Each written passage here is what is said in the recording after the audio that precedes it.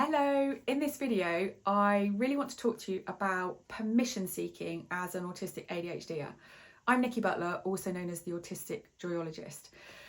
Now this came up off the back of a blog piece that I wrote for Medium blogging platform, and I was talking about 5 things I wish people knew about my autism and ADHD. One of them was around a sense of humour. So it's wildly inaccurate to assume that autistic people don't have a sense of humour. We do. Often we have a great sense of humour. It might be slightly nuanced, we might be a bit more literal and not get some of the jokes, but we definitely have a sense of humour. It just might be different from other people's.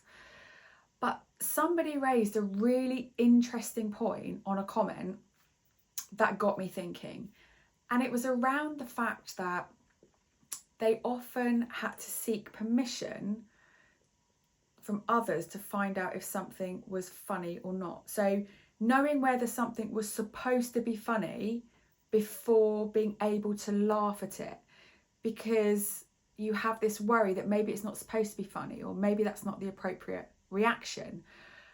And that absolutely resonated with me, and it wasn't something I'd necessarily considered before. But I grew up undiagnosed, so I was diagnosed in my mid-40s, autistic and ADHD.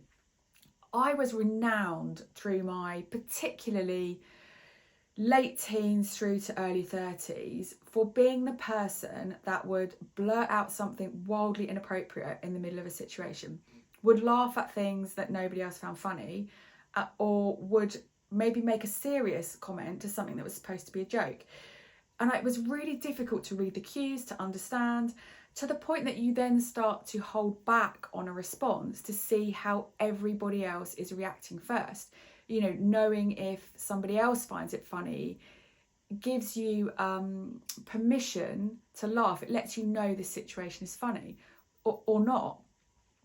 And I wonder how many of us that are autistic and ADHD have now learnt to look for the cues or for the permission subconsciously as to whether or not we're allowed to find something funny or supposed to find something funny. And it also led to me thinking about the type of television programs I watch and films, because when I watch films, if there is a subcontext or an emotional tone that I don't understand, it can make me feel awkward. If I don't know what the vibe of the film is, for example, is this supposed to be a romantic comedy? Is this supposed to be a biography?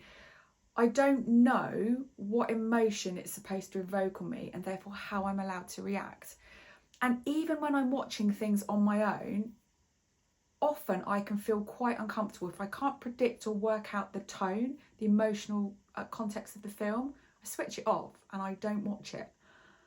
And so then it comes as no surprise that I end up watching predictable films. So often the really, really rubbish romantic comedies where you know that no matter what happens in the middle, you are going to see something funny. You are also going to know that the couple end up together. I can predict that eventual outcome, so it's safe for me to watch. I have a context, I have permission to know that this is a romantic comedy. I can't watch thrillers, can't watch horrors, and I can't watch things that have got so many twists and turns, because it really pulls somewhere inside of me on that emotional confusion and context. And really, I think that's about how do we work out what's appropriate or inappropriate, and how do we respond to it. And I can take that right the way back to quite a young age, when I've had all the feedback, when I've done things or reacted in ways that have been deemed inappropriate or not the same as other people, and that's fed back to me that I am not capable of ascertaining whether something's funny, whether something's sad, whether it's supposed to be serious. And I wondered if that resonated with you too, and whether somewhere in us we inadvertently look to others for permission for how we're allowed or supposed to react. I'd love to hear from you if that's something that resonates with you. Drop a comment below the video.